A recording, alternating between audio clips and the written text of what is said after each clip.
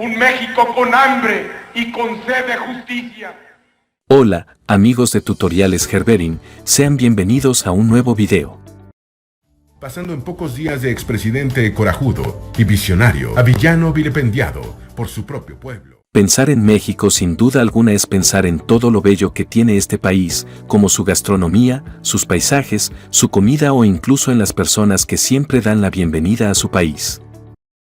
El margen de diferencia entre el primero y el segundo lugar es muy estrecho y por lo tanto no es posible anunciar. Pero lamentablemente en México ha existido siempre la corrupción. Y es que en algunos casos se ha sabido más de unos presidentes que de otro, y es que en México hay un historial completo de presidentes corruptos y mediocres que han llevado a este bello país a la ruina. La gasolina no se debe a la reforma energética ni tampoco a un aumento en los impuestos. ¿Por qué subió? Pero antes de profundizar en el tema, te invitamos a que te suscribas a nuestro canal y actives la campanita de notificaciones para que no te pierdas ninguno de nuestros próximos videos. Sé que Él siempre tendrá esa necesidad de servir a los demás. Así que sin tanto merequetengue, lánzate por tu botana favorita y ponte cómodo porque comenzamos con esta lista de presidentes corruptos de México. ¡Viva Morelos! ¡Viva Josefa Ortiz de Domínguez! Abrimos este lamentable tema con el expresidente Felipe Calderón Hinojosa, quien fue presidente de México del 1 de diciembre de 2006 al 30 de noviembre de 2012. Durante este sexenio hubo muchos escándalos de corrupción y de impunidad. Y que expresamos a todo aquel al que apreciamos. Decimos decir, mi casa es tu casa, esta es tu casa. La Estela de Luz. La Estela de Luz se inauguró en enero de 2012, 16 meses después de la fecha prometida que era el 16 de septiembre de 2010, para conmemorar el bicentenario de la independencia y el centenario de la Revolución Mexicana. Al final, el monumento costó 192% más de lo programado, al pasar de 393 millones de pesos a 1.146 millones de pesos. En su inauguración, Conaculta gastó 3.850.000 pesos, según informó el secretario Cultural y Artístico de la dependencia, Roberto Vázquez.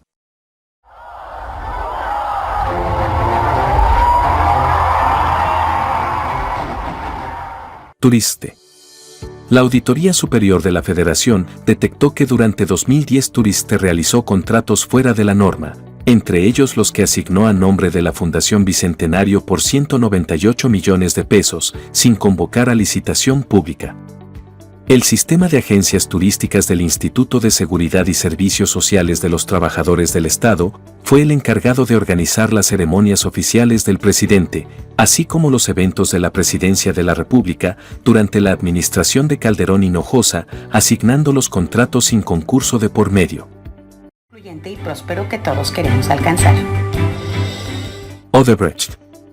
La muy ocupada Organización Mexicanos contra la Corrupción y la Impunidad, MCCI, por si no quedaba claro, se tomó el tiempo de documentar que la famosa empresa brasileña Odebrecht tenía una relación, digamos, especial con el gobierno de Calderón.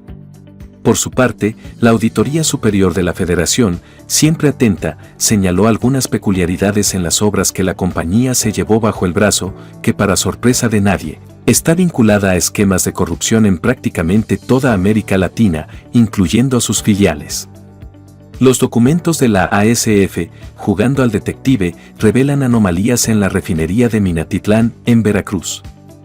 Estas joyas fueron descubiertas desde 2010 y reportadas al órgano interno de control en Pemex en febrero de 2011. Pero quien lo iba a imaginar, no se promovieron sanciones ni acciones penales contra el poderoso consorcio. ¿Será que olvidaron enviar el memo? Esa Odebrecht está aquí en el sur de Veracruz. La extinción de Luz y Fuerza del Centro. Un día para recordar en los anales de la historia mexicana, el 11 de octubre de 2009.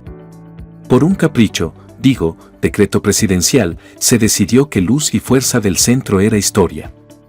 Así comenzó su elegante proceso de liquidación administrativa, mientras la Comisión Federal de Electricidad se hacía cargo de la operación eléctrica.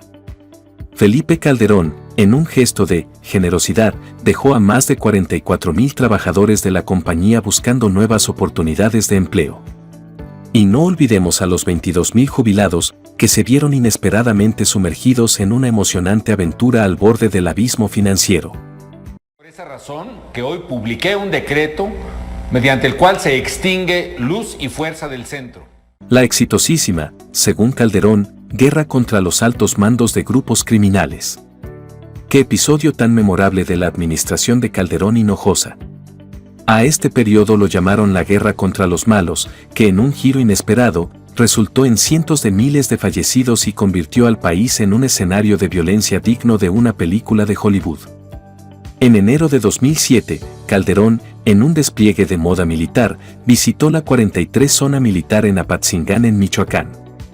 Allí, como un director de orquesta, pidió a los soldados seguir tocando la sinfonía de la batalla contra los malos, marcando el inicio oficial de su guerra. Durante su sexenio, México se convirtió en un lienzo pintado de rojo, con 102,859 fallecimientos dolosos y 22,112 desapariciones, cortesía del Registro Nacional de Datos de Personas Extraviadas o Desaparecidas. Calderón, siempre firme en sus convicciones, defendió esta estrategia hasta el último día de su mandato, cerrando con broche de oro su peculiar legado. ¿Qué le pareció? Este es Martín y Botas. Veíamos a Checo Pérez acompañado. El transparente fraude de 2006. ¡Qué época dorada! En las elecciones presidenciales, el candidato del PAN, Felipe Calderón, ganó con un aplastante 35,91% o 15,284,000 votos, venciendo a Andrés Manuel López Obrador, quien consiguió unos míseros 14,756,350 votos, apenas un 35,29%. Naturalmente, algunos ciudadanos, siendo mal pensados, gritaron en fraude electoral. De ahí nació el encantador lema, voto por voto, casilla por casilla. Cuando Calderón fue coronado como presidente en 2006, hubo más drama que en una telenovela. Protestas, acusaciones de fraude. Pero él, con la sabiduría de su pueblo, dijo que había ganado haya sido como haya sido. El margen de diferencia entre el primero y el segundo lugar es muy estrecho y por lo tanto no es posible anunciar. Pero esperen, hay más de Calderón, porque este presidente fue todo menos aburrido, tildado por algunos como uno de los más corruptos. Sigamos con el caso García Luna. Los lazos entre Calderón y García Luna, su secretario de Seguridad Pública, eran más estrechos que los de una novela de espías. En su administración, fusionaron la Policía Federal y la AFI. ¿La razón? Supuestamente, el narcotráfico estaba de infiltrado en las agencias de seguridad. En mi tierra haya sido como haya sido.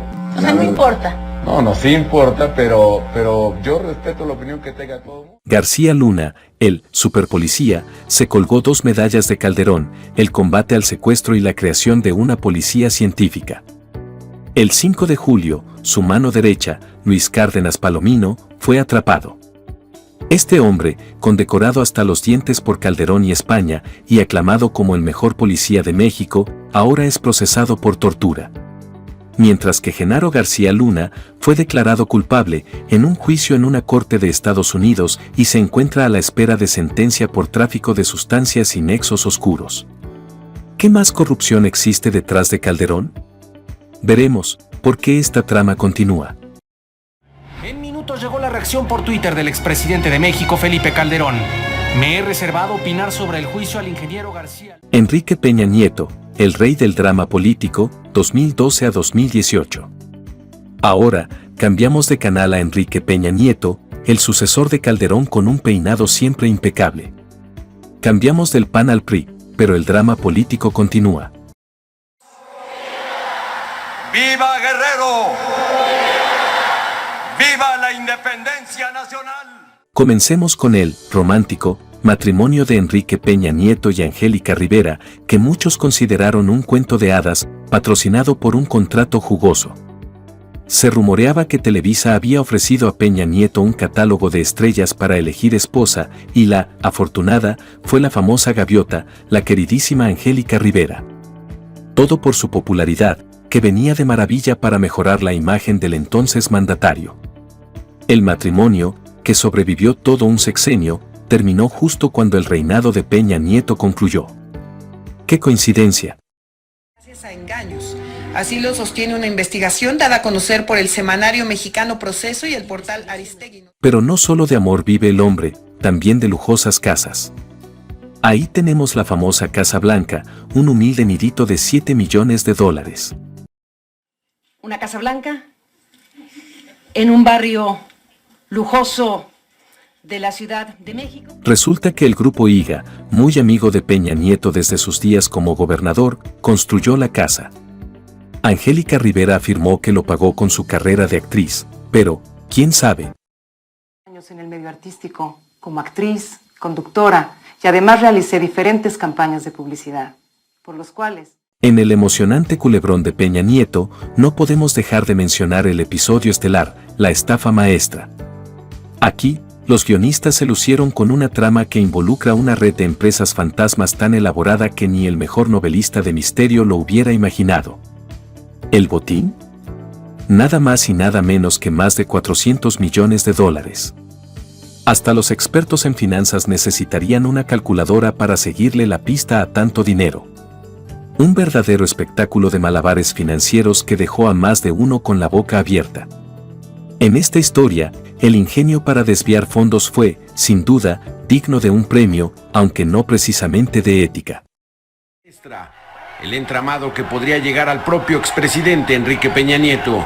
Oficinas de gobierno del sexenio pasado, entre ellas... Y luego está la trágica noche de Ayotzinapa, cuando 43 estudiantes desaparecieron en circunstancias que aún dejan muchas preguntas sin respuesta.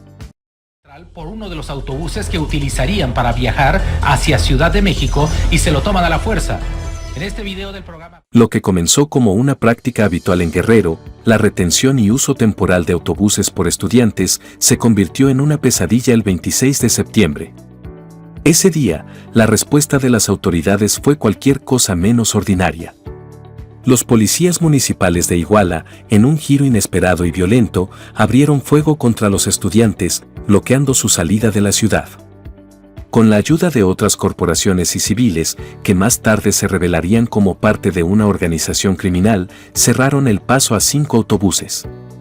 Se dice que en esos momentos de caos, 43 estudiantes fueron detenidos y desaparecidos. La violencia no se limitó a los estudiantes, se extendió a la población en general. No solo los agentes estatales, sino también civiles vinculados a esta organización criminal, perpetraron agresiones. Esa noche, más de 180 personas se convirtieron en víctimas directas de violaciones a los derechos humanos y aproximadamente 700 personas sufrieron indirectamente, incluyendo a los familiares de los afectados. El grito de Ayotzinapa vive, la lucha sigue. Los manifestantes quemaron un muñeco gigante. Y como olvidar el gran final de la telenovela Peña Nieto, el inolvidable gasolinazo. Después de prometer que la ya controvertida reforma energética sería la salvadora de nuestras carteras, bajando los precios de la gasolina, sorpresa. En 2017, los precios se dispararon más rápido que un cohete a la luna. Resultado, una ola de protestas por todo México. Un verdadero espectáculo de fuegos artificiales de indignación popular. Qué habilidad para dar esperanzas y luego, con un giro dramático, hacer todo lo contrario. Sin duda, un acto de prestidigitación política que dejó a muchos preguntándose, ¿dónde quedó la promesa, señor presidente? La gasolina no se debe a la reforma energética ni tampoco a un aumento en los impuestos. ¿Por qué subió? Vicente Fox, el presidente que llegó con la promesa de un nuevo amanecer para México, justo cuando el país decidía darle una oportunidad a otro partido político. Pero, como en las mejores telenovelas, el giro argumental no tardó en llegar. Fox Quesada, al mando desde el 1 de diciembre del año 2000 hasta el 30 de noviembre de 2006, demostró que las expectativas de cambio estaban, digamos, un poco infladas. El caso más llamativo fue el de la remodelación de Los Pinos. Apenas 7 meses después de asumir el poder, la Secretaría de Contraloría y Desarrollo Administrativo descubrió irregularidades en la remodelación de esta residencia oficial. La factura, unos modestos 61.895.000 pesos. Pero, oh sorpresa. Algunos enseres, incluyendo obras de arte, muebles y hasta ornamentaciones, decidieron hacerse humo. Hasta el día de hoy, siguen en su aventura de desaparecidos sin dejar rastro. Con todo el cariño que le tenía el pueblo de México, Fox les devolvió el favor con un episodio de corrupción que parecía sacado de una película de misterio. La Casa de los Pinos, más que una residencia presidencial, parecía un set de filmación para un thriller de corrupción. Bueno, el que se llamaba el helipuerto, que son los jardines de los Pinos, la parte de atrás. Y es que la familia Fox, Sahagún, siempre en el candelero, no defraudó en cuanto a drama financiero. Resulta que mostraron un gusto especial por las erogaciones millonarias en ranchos de Guanajuato, lo que levantó algunas cejas considerando su ingreso reportado. Hablando de números, la Comisión Nacional Bancaria y de Valores descubrió que las inconsistencias monetarias de la pareja sumaban unos modestos 27.881.694.97 pesos. De ese monto, un 90% había sido misteriosamente depositado o transferido a favor de Marta en distintos bancos, y solo el 10% a dos cuentas de Fox. Nada sospechoso, ¿verdad? Sé que él siempre tendrá esa necesidad de servir a los demás. Y si eso no fuera suficiente, tenemos el episodio Oceanografía. Esta empresa, antes más en números rojos que una cuenta olvidada, de repente se convirtió en un importante contratista de Pemex. ¿Cómo? Pues con un pequeño empujoncito de Marta Sahagún, los hijastros Manuel y Jorge Briviesca y el tío Guillermo Sahagún Jiménez. Pero la fiesta no duró para siempre. Oceanografía fue inhabilitada por cobros excesivos y un fraude comprobado de casi $500 millones contra Banamex Citigroup. Todo un logro en el mundo de las finanzas creativas. En la escenografía aparecen los hijos de la ex primera dama Marta Sahagún. Para muchos son los personajes más recientes que representan el tráfico de influencia. Y para cerrar hablemos de su último fraude, y fue durante la elección de su sucesor Felipe Calderón. Pues como ya lo vimos anteriormente, se dice hubo un fraude durante las elecciones del 2006 y se dice que Vicente Fox movió los hilos y apoyó la candidatura de Felipe Calderón. Tras nombrarse un ganador que en este caso había sido Felipe Calderón, se vieron diferentes desacuerdos en la población, pues muchos simpatizaban con López Obrador.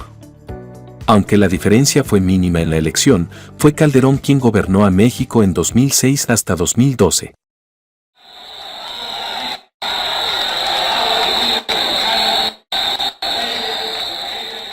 Carlos Salinas de Gortari y el misterioso caso de la caída del sistema electoral.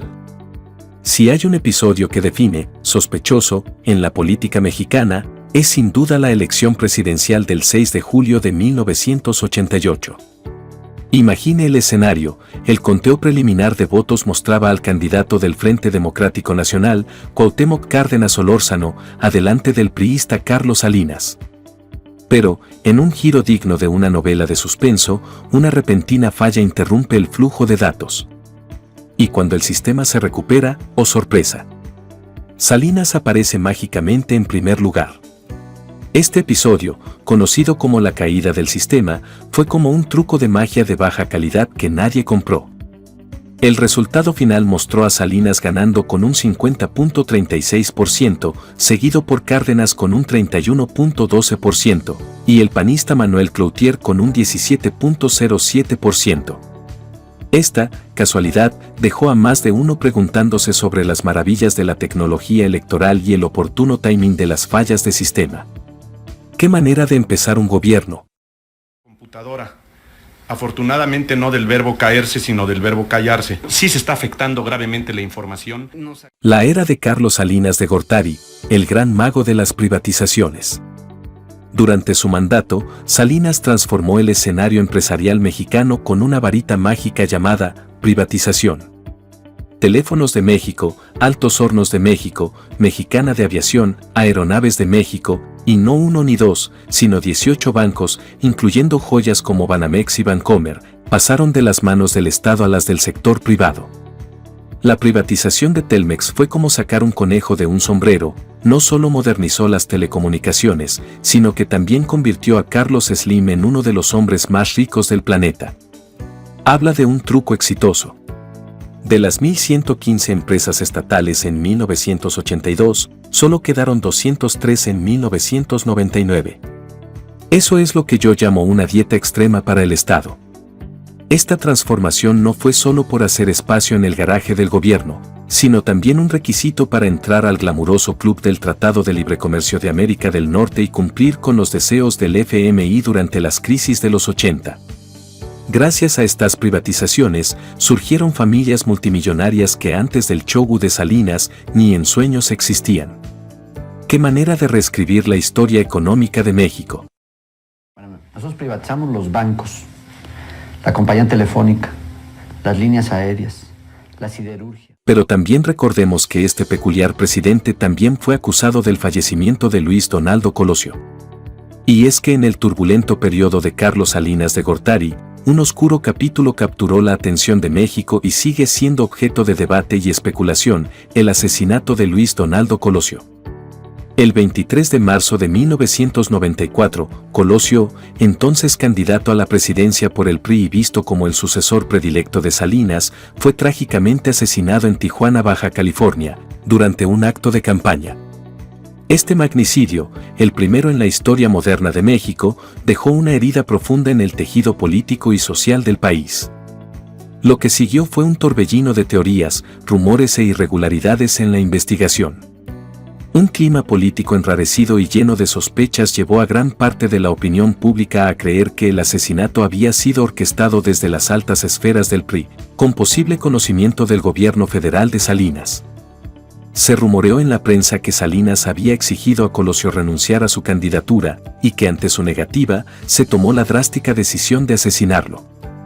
Aunque estas alegaciones jamás se comprobaron y Salinas ha negado siempre estas acusaciones, el misterio y las dudas persisten en la memoria colectiva de México. Yo veo un México con hambre y con sed de justicia. Y para cerrar con broche de oro el mandato de Carlos Salinas de Gortari, hablemos de su regalo final, una crisis económica de proporciones épicas, conocida cariñosamente como el efecto tequila. Salinas, en un acto de deslumbrante prestidigitación, atribuyó el desastre a su sucesor, Ernesto Zedillo, apodándolo el error de diciembre. ¿Qué manera de pasar la papa caliente? En diciembre de 1994, Jaime Serra Puche, secretario de Hacienda de Zedillo, en un acto de suprema creatividad financiera, decidió devaluar el peso en un 15% debido a la escasez de reservas internacionales. Como era de esperarse, esta noticia causó una fuga de capitales tan rápida que ni el Correcaminos podría alcanzarla, llevando a la libre flotación del tipo de cambio, y por ende, a una devaluación aún mayor. Pero eso no es todo.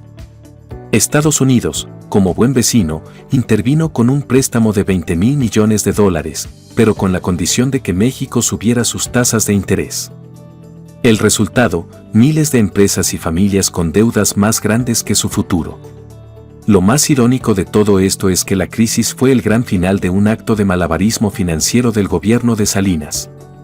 Para mantener el crecimiento y un generoso gasto social, recurrió a endeudarse con los tesobonos, atractivos por ser pagaderos en dólares. Pasando en pocos días de expresidente corajudo y visionario a villano vilipendiado por su propio pueblo. La responsabilidad de Zedillo en esto, según los expertos, fue no manejar el asunto de manera ordenada.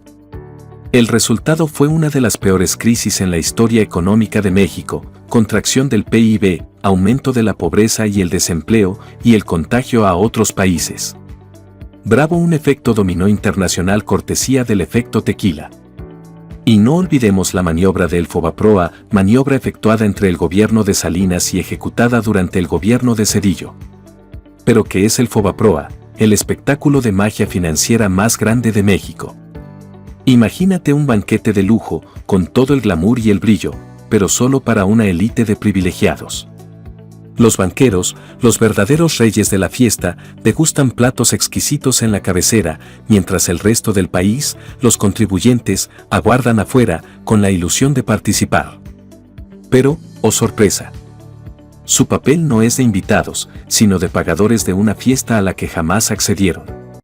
Para enfrentar problemas extraordinarios, se crearon diferentes programas, hasta llegar al FOBAPROA.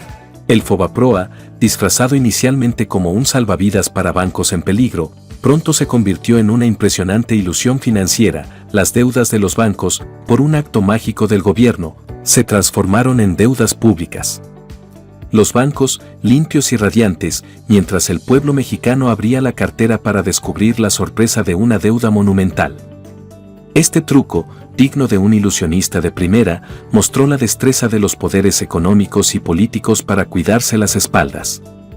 Con la crisis de 1994 como telón de fondo, este intercambio de deuda se vendió como una maniobra para salvar la economía, bajo la excusa de estabilizar y aportar liquidez.